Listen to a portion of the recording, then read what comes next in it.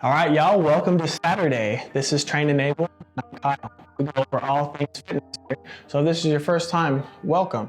If this is not your first time, welcome back, and I appreciate you. We've been doing home workouts for like the last eternity, it seems like. So if you've missed those, I'll put the playlist up here, and you can follow them if you find yourself pulling your hair out of boredom. Workout instead. So today we're gonna kind of keep it short and simple. No rep count. And we're just gonna work for 30 seconds, then we're gonna rest for 30 seconds.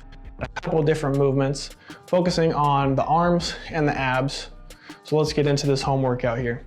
First movement, we are going to do the curl for 30 seconds. I've been showing you guys curl with dumbbell and with other items you may have around your house. So just be creative. If you have milk jugs, wine bottles, backpack, books, all that stuff, that all works. So first up, curl. You can either do kind of that twist at the top if you want to get extra kind of peak bicep engagement, yeah. You can also do the hammer curl, but what we're looking for is that elbow staying tucked in, so I'm not raising away and then bending out the elbow. I want to stay only moving at that one joint, okay? That's our curl, 30 seconds. Then you'll rest for 30 seconds. Then we're gonna do one of my favorites. It's called the gun hold. So imagine you're in the Wild West, and when you draw, it's like you're holding two guns, right? Because you're just gonna keep that 90-degree angle of the elbow and just hold, okay? Nothing fancy. Those are our first two movements, okay? Then after that, we're gonna come on down to the ground and we're gonna do the plank down up. Exactly what it sounds like. We're gonna start in a high plank. We're gonna come down to the forearms. Then we're gonna come back up. So a little bit of abs, a little bit of arms. Okay, so nice high plank. Come down to the forearm, come back up. Cool? 30 seconds of that.